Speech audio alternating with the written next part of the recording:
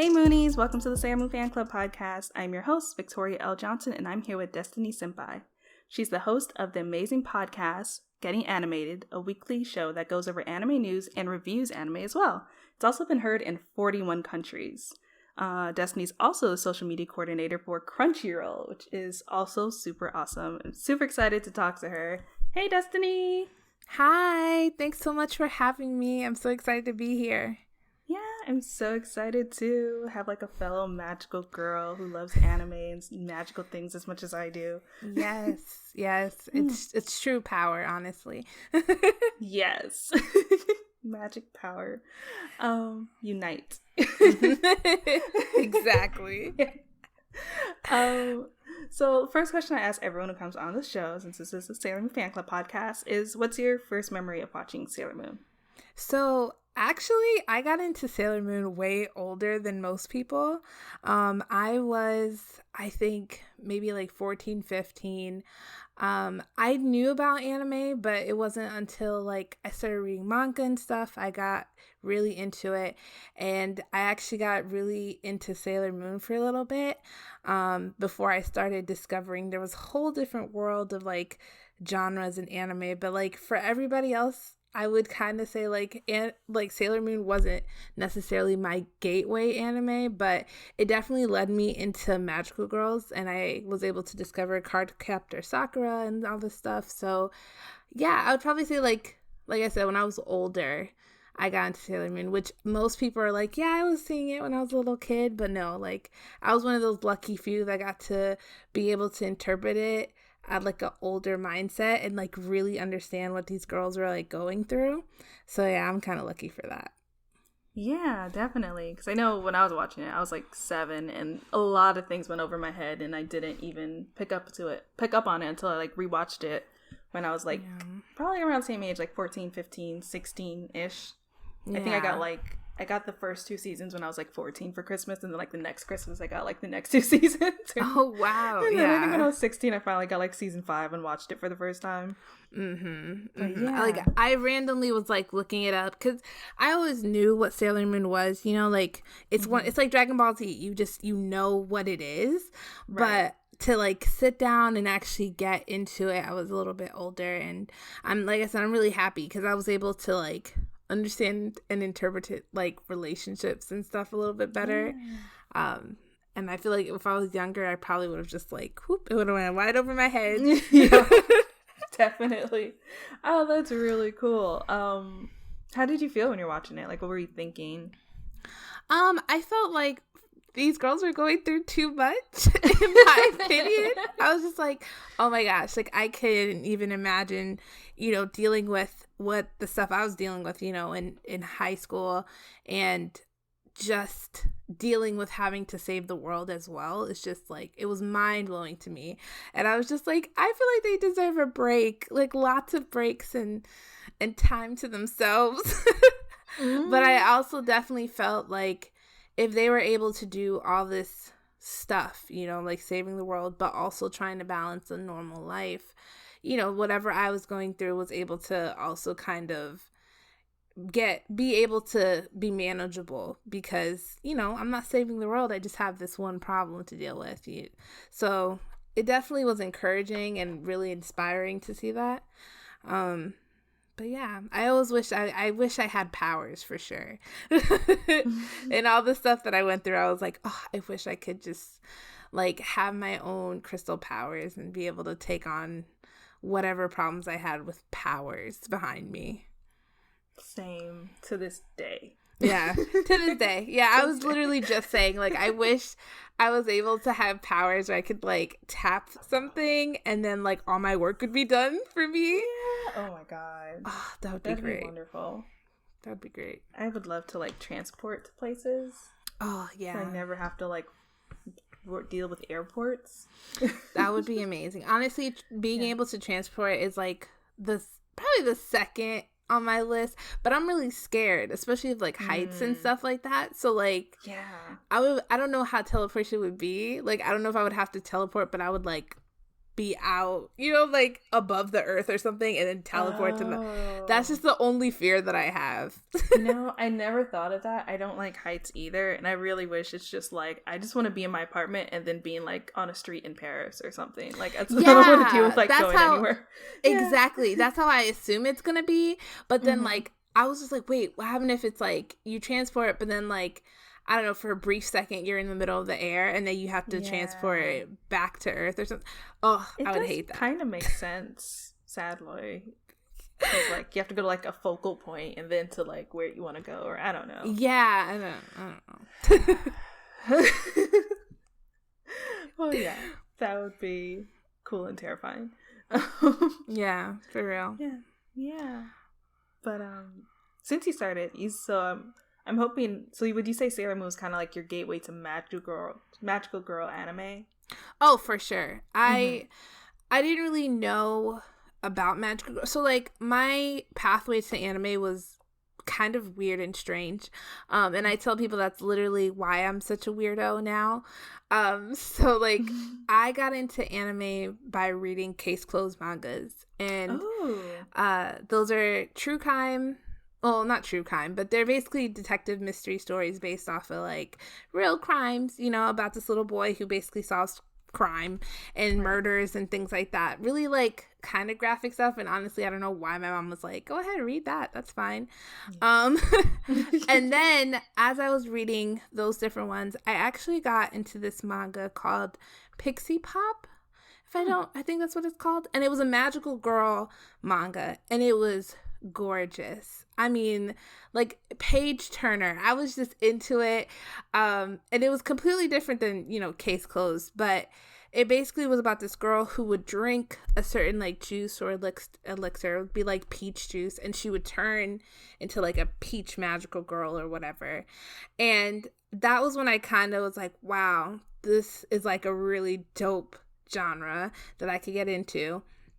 And then I started digging into more stuff, and then I ended up finding Sailor Moon, which is so funny because when you type in magical girl, like, you'll see her. She's like, the Sailor Moon is like right there.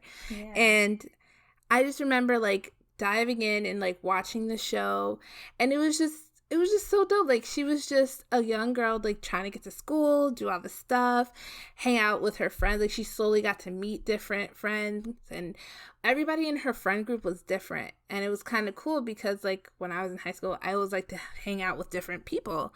I never liked to be kind of stuck in one box or one type of friend group. So it was cool that she was able to have so many different types of friends, and I kind of was putting that and applying it to my own life as well. And I was able to relate to that. And I always say, like, Usagi honestly is very similar to me because we're both really big crybabies, but like, we'll also do whatever we want for, like, or do whatever we have to for our friends. And I resonated with her so much, and just the things that she was able to accomplish while being a crybaby, So I would definitely say, yeah, my journey to magical girls was a little awkward one, but it was definitely really fun. Yeah, that's awesome. It's been a goal of mine for forever to read or watch all of Case Closed and Lupin. Good luck. I know. Because I love detective stuff, and I love, like, spy stuff, and I love, like, heist kind of things. So I'm just like, oh, this is so my jam, but it's so many chapters and episodes. Yeah. I think it's also called Detective Conan, right? Yeah, so it's Case Closed, or Case Closed is like the English name. The Japanese name is like Detective Conan. Yeah, it's great. I love it. And that's literally the gateway for me to becoming an anime fan, and I love the series so much. But yeah, it's a lot though. It's a lot to get through. Yeah. I love that, though. That's such a cool origin story. Thanks. You're welcome. So you mentioned Usagi before. Would you say that's your favorite scout / senshi? Okay, here's my thing. So I love Sailor Mars. Sailor Mars, I love her so much. I think she's beautiful. I think she's so tough. I love, like, that she, like, takes care of her grandpa. Like, I love Sailor Mars. However... Usagi and I are literally the same person. Like, there has never been a situation where, honestly, I don't think me and Usagi differ. because like, she's a crybaby, just like me. She loves to eat, but then she also complains about getting fat. Like, she's, like, everything that she does, I'm like, sometimes I get annoyed with her, you know, watching the show, but then at the same time, I'm like, I probably would have done the same thing. Like, I can't even yell at her. And it's funny because she's, like, a Cancer, and I'm also a Cancer. Like, we're both water signs. I was just like, she's literally the twin. And whenever I fill out, like, personality quizzes or stuff like that, I always get Usagi. Although, like, I always want Sailor Mars, no matter what. Always Usagi. It's the worst. Sometimes I ask people, like, what's your favorite scout, and who's the scout you want to be when you grow up, you know? I feel like that's kind of what you have going on. Well, honestly, I would love to be Sailor Jupiter. So I have a bias for Sailor Mars just because I think she's really pretty and I just think she's so cool. But Sailor Jupiter is definitely like the mom of the group. Right. And I've always, like, I was a theater major, like, in high school and college, and, like, people will always call me, like, mom or, like, the stage mom, because I always made sure everybody had something to eat. I was making sure you were at rehearsals. I was, like, always on top of people like that. So I always kind of feel like when I watch the show now, I see a little bit of myself in Sailor Jupiter. I always wish Sailor Jupiter had more confidence in herself, though. Because she deserves. But, yeah, no. Sailor Jupiter is probably who I'd want to be. Because she's such a mom. Like, I feel like she'd be so great, like, running her own daycare or something. Like, I don't know. If they have their own, like, spinoff where they're adults. I would totally. I've been wanting, like, a spinoff of each Senshi where we just, even if it's like a short, like, just give me a short on each and just let me see their lives. Yeah, there was, like, I forgot a couple. Ami, yeah. Yeah, like, I forgot there was, a short coming out. Not as, like, Sailor Moon, but it was, like, other magical girls who were, like, older. I forgot what it was called, but it was, like, older magical girls, and they, like, left the business, and it was kind of telling you what they were doing now. And I was like, I would love to see that for Sailor Moon. Like, what are they up to? Yeah. There was a manga I was reading like that. It's probably the same one you're talking about, and it was really cool, because it was the same thing. I think it was, like, retired magical girls or something. Yeah. And I just think that's cool. Like, that's such a cool concept, because I feel being a magical girl does not have to stop at, 15, 16. Right. Like, there's so much more in a life of being, like, a magical person, Like, you just have so much growing to do. And there's a lot more bigger and tougher battles, like we kind of were mentioning before. Like, there's just a lot you have to fight nowadays, And I feel like it would be incredible for, like, an adult magical girl, or just, like, part-time or retired. Just being like, hey, I have to defeat, the parking ticket monster or something. I don't know. Oh, that would be awesome. Exactly. Like One Punch Man, but, like... Exactly. Like, now I have to go pay rent. Like, let me defeat the rent monster. It's so real. Yeah, I really love that manga. I found it's Life After Retirement of Magical Girls. And it was really cool because, like, it was, like, a new magical girl moved in with, like, some older, like, jaded magical girls. And she's just, like, so excited to, like, be a magical girl. And they're like, yeah, so. We're like, it's sleep. Like, yeah, like, it's over. Yeah. Like that, like, excitement when you start a new job. And then, like, you start realizing the job isn't as, like, sparkly as you thought it was going to be. And you're just like, you're like, you'll get there. Yeah, you'll understand. Yeah, bureaucracy and stuff. Exactly. Yeah. Have you gotten into any other, like, sub magical girl genres? Because there's, like, dark magical girl, and there's another manga called, like, Magical Girl Spec Ops that I got into for a bit, and that was really cool. Like, Madoka. Yeah. So I got into.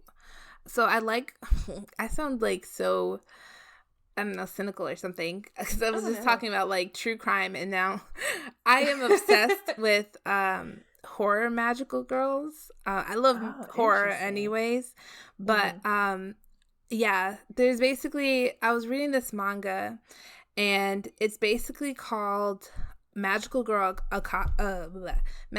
Apocalypse, and it basically follows an invasion of these horrifying magical girls, and their powers are just so scary.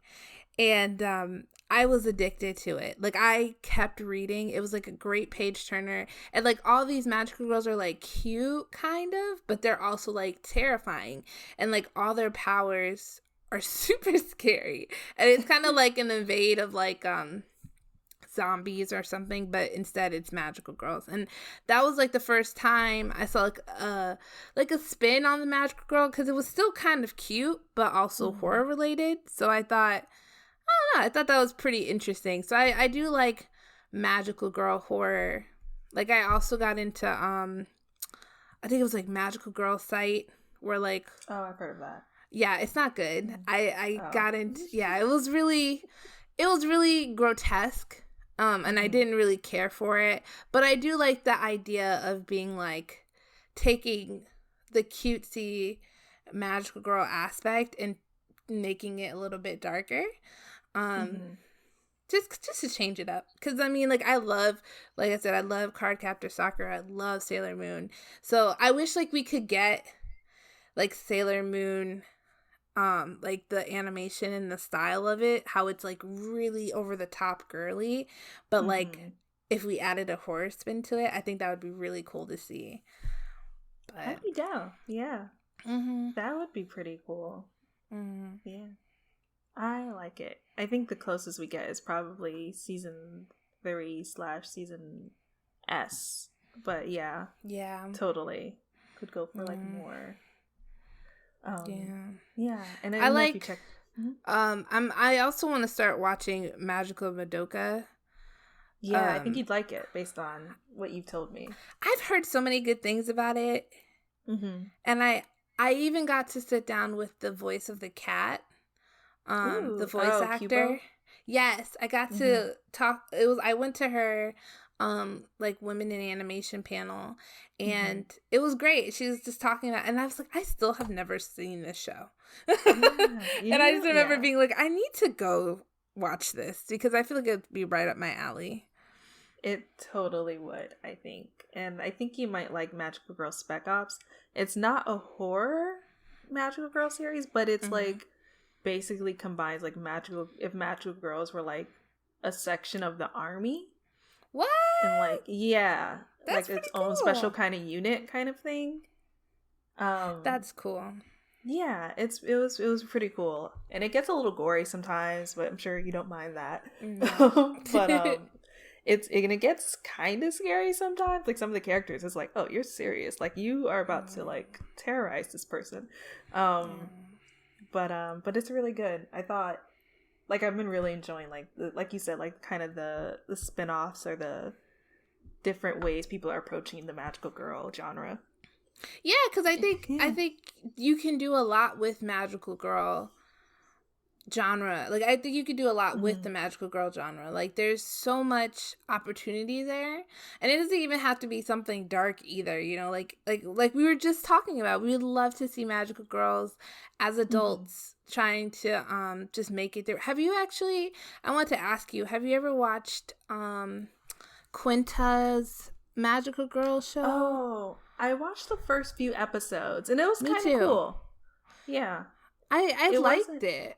I think, I mean, it definitely wasn't like Sailor Moon or like what I would imagine it to be, but it was cool, like seeing her be able to kind of use it in a way where it's like, okay, we're adults, and then I'm using my magical girl powers for like adult problems. I thought that was pretty cool. I thought so too, especially like hearing them talk about like birth control and like different anxiety. Like, anxiety, yeah, and like mood boarding and stuff. Yeah, I really feel like it was like an adult Sailor Moon. Well, yeah, just an adult magical girl series, and it makes sense. Like, they said, like they wanted to combine like Sailor Moon aesthetics with kind of, or that like idea of a magical girl that you get from Sailor Moon with like the Family Guy type of humor. Yeah, and I like how it had its own its own transition scene as well. I thought that was pretty cool. But also, like, we're seeing magical girls in more like different things, like Craig of the Creek. Yeah. And we saw her, the little girl, I'm forgetting her name, but I was able to speak to it's like Space Cadet or something like that. Yeah, I think. Sparkle Cadet, yes. Yeah. And it's like cool because she was a magical girl and she had her own special transformation. I think you spoke to the creator, I think, right?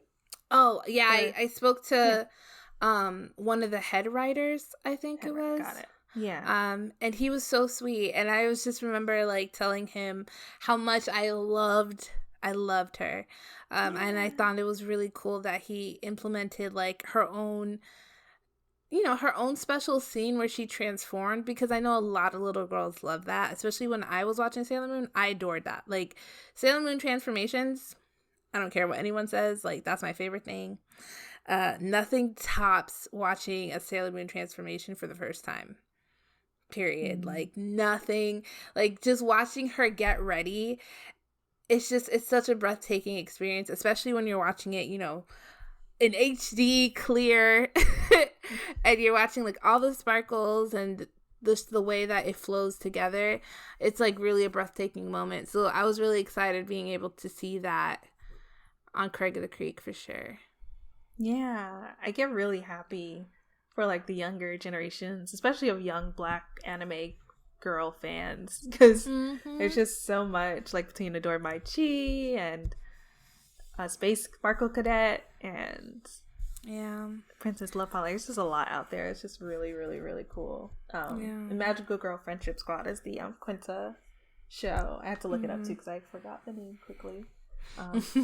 Yeah, so, but you guys, whoever's listening, should definitely go listen to Destiny's episode with the Craig of the Creek head writer, and listen to our episode with Kelsey, who is the creator of the Magical Girl Friendship Squad. But yeah, I'll drop the links to both in the description. But speaking of your podcast, though, when did you get the first idea to start your podcast? So I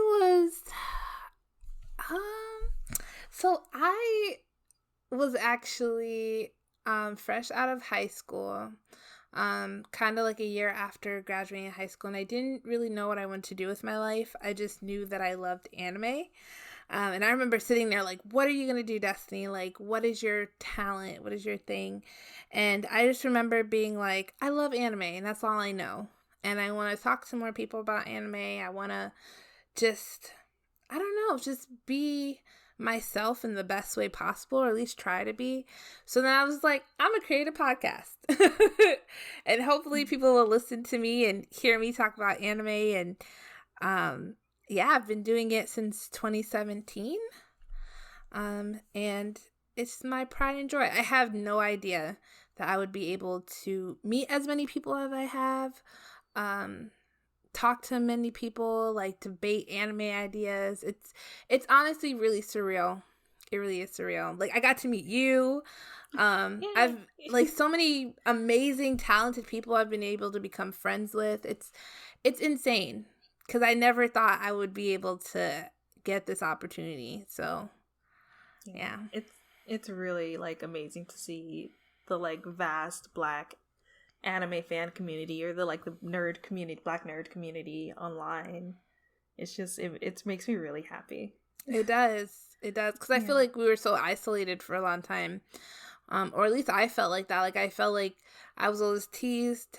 I always felt kind of like left out. I feel like nobody really no one really respected the fact that I liked anime, or like thought it was okay. Like, they thought it was something weird. So being able to meet a whole bunch of different Black anime fans just makes my heart really big inside. I'm so happy I met you too. Yes, yeah. It's great. It really is great. I'm so happy. Who is a person you would love to interview on your show, and why is it Meg Thee Stallion?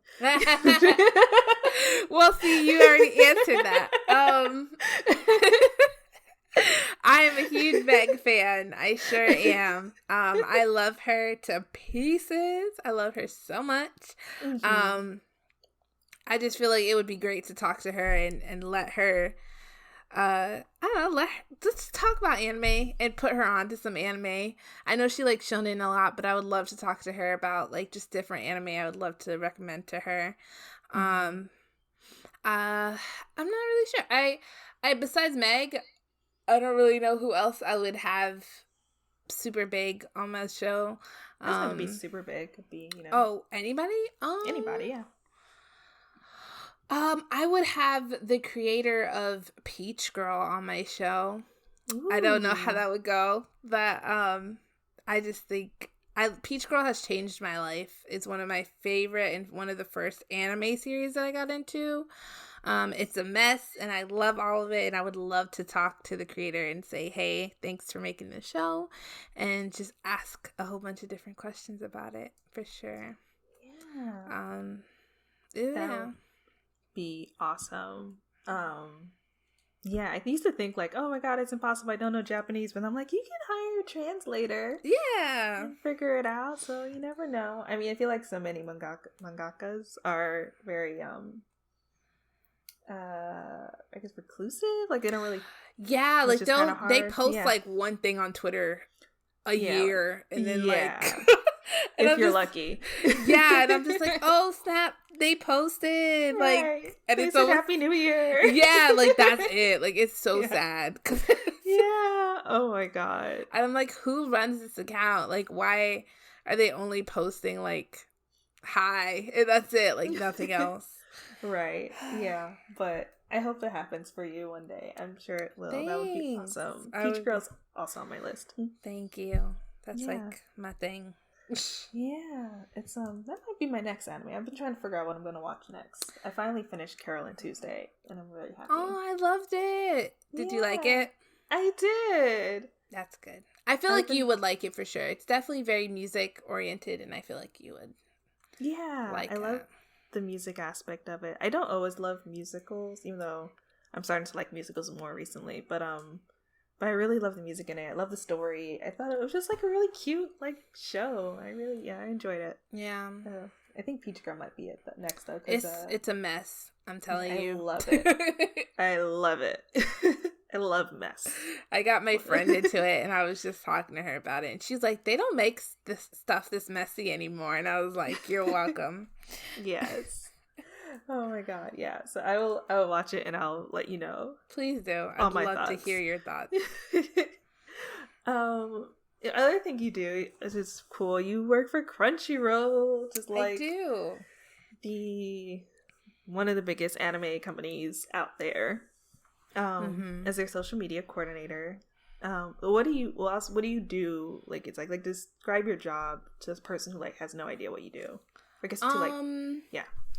guess I work in social media, I guess. So, working in social media could be an array of different things. I'm just always around. I'm like everywhere and nowhere. I feel like I'm like an agent or something. Like you're in the void. I mean, I'm just always around. I'm always just trying to make sure the anime fans are watching the best shows out there, because there are a lot of amazing anime shows that you need to be watching. Yes, I love that. What do you think makes a good tweet? It depends. So like whatever you're into, whether it is art, anime, sports, I find things that are most relatable do the best. So if you are able to do something where 100,000 people could relate to that same thing, you're probably going to do really well.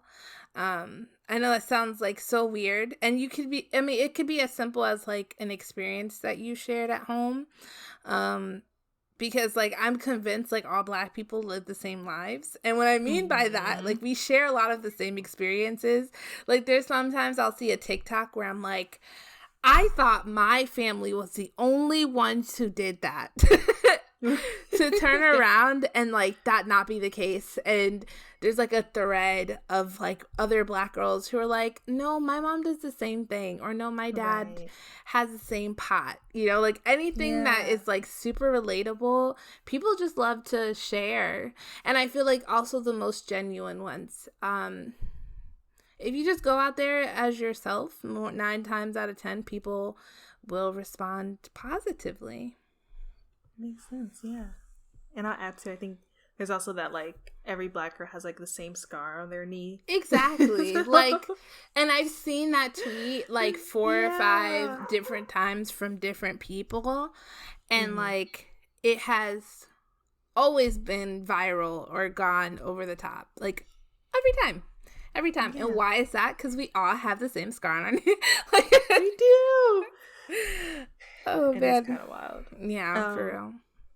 So you mentioned that you like to recommend anime to people. So what's some of your favorites? I guess you kind of mentioned some, but yeah, what are some of your favorites?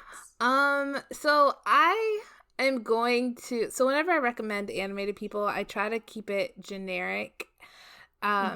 Well, it depends, because if I get to talk to you, I obviously want to know what your interests are. So if you're into magical girl or music or sports, I want to find that out first before I recommend you anime.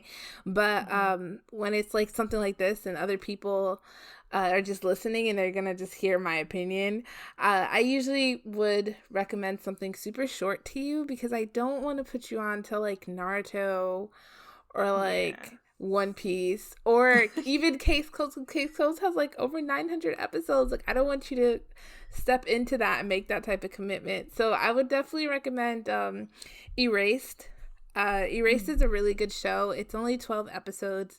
And if you like, you know, cat and mouse game, like the chase and trying to solve the mystery, if you're really into a little bit of sci-fi, definitely recommend that to you. If you like slice of life as something that you find interesting, I would definitely recommend Love is Hard for an Otaku. It's an extremely short series, super cute, and everybody is a grown-up. So you don't have to deal with like the high school love drama where you're just like, I can't deal. And it's like super dramatic. Love is Hard for an Otaku is literally a bunch of like 20-year-olds, and they're dating, not all each other, but some are dating each other, and it's just like regular stuff. Like, we go to work, and they're all otakus, so like they all meet up, they might like get drunk and play Mario Kart. Like, it's just really cool. And I would definitely recommend those for sure, those two, because those are very like opposite of the spectrum. Like, one's really fast and like engaging, and the other one's kind of slow paced and pretty lax. But yeah, those are the two I would definitely recommend. Nice. I like those. Thank you. I guess there are two that have been on my list for a while too. I've been seriously slacking in my anime watching, but I will probably watch those too after Peach Girl maybe. Yeah. And what else do you stand? So this is like not just like anime, but it could be people, it could be food, like it could be literally anything. Like, what else do I stand besides so my top things, the things that make me, I'd probably say, are like anime, true crime, horror movies, and I was gonna say K-pop, but I'm not that deep into the K-pop world, as much as I want to. But I would probably say the fourth thing that I'm like a huge fan of is Animal Crossing and video games. I love video games. I'm a huge like my fiance just bought me a PlayStation for Christmas, and I'm very, very excited. I'm like playing Danganronpa. I've been binging Animal Crossing and just trying to redo my island again. Yeah, I would definitely say video games is like the other thing that I stand for sure. Awesome. That is a cool list. Thank you. Okay. What advice would you have for someone who wanted to create a podcast that is as great as yours, or get into kind of like social media as a career? So I would definitely recommend to start your own podcast. Just do it. Just do it. I know everyone's going to say, like, you need a mic, you need this, you need that. Obviously, you need the very basics, which could be, like, iPhone headphones. Like, I started off with just regular headphones with a mic attached, and it's not the most comfortable thing in the world, but I would hold the cord up a certain distance away so I wasn't, like, moving around and stuff, but people were able to hear it. Yeah, I mean, it's just about doing it and getting started. I feel like a lot of people don't get into things that they want to do or try because they're really scared, or they feel like people might judge you. Once you just put it out there, you'll be surprised. People will support you more times than they will criticize you.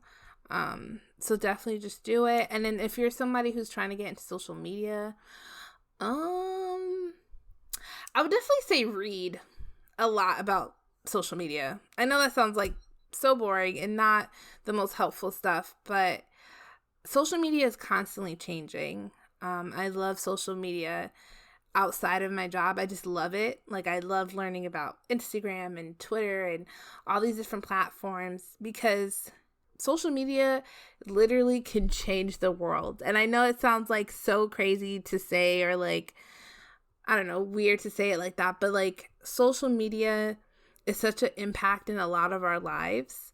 So I feel like making sure that you're up to date with all the time, like all the new trends, all the times that the apps are changing, can definitely help you get into the career. Because it's like, at least you know all the different things that are happening. Whether it's like, Instagram created Reels, but we already have TikTok. Like, just looking and learning and finding out what's the best thing for you, or like just what you're most interested in, and just like taking off on it. I think that's like the number one thing, or a huge tip I would definitely give somebody if they wanted to get into social media marketing. That is some great advice. And then, just like Sailor Moon had, Sailor Moon Says phrase at the end of every episode, what would your phrase be? So Sailor Destiny says. So when you told me that this was something I had to do, I was thinking about this for a long time. When I tell you I was sitting there pondering this, I could not figure out what I was going to say. So I finally decided what it was going to be. It was going to be, in the name of the moon, listen to Black women. I feel like that pretty much sums it up. I love it. It captures everything. Listen, I was thinking hard about it, and I think that's the one for me. Yeah, I mean, it literally just like, what else do you need to know? Just listen to Black women. I'm telling you. Black woman. Mm-hmm. You will always be in the right. Basically. Love it. And what is next for you, and where can people find you? What's next for me is I am planning really special episodes for the whole month of February, which is Black History Month. I have some amazing things coming up, and I'm going to be posting about them as they come about. You can find me at Destiny Senpai on Twitter, and Getting Animated on Twitter and Instagram. And you can also visit my website, destinysenpai.org. But yeah, where I put all my episodes out into the world. Oh, also you can listen to the episode on Anchor, or not just the episode, my podcast, on Anchor, Google Music Play, Apple Music, Spotify, anywhere you listen to podcasts. Awesome. Yes. And once again, I am Victoria L. Johnson, and I'm the host of the Sailor Moon Fan Club podcast. You can find us at Moonies Club on Twitter and Moonies_Club on Instagram. And we have merch now at mooniesclub.com if you want to check that out too. And that's it. Thank you, Destiny, for coming on the show. Thank you so much for having me.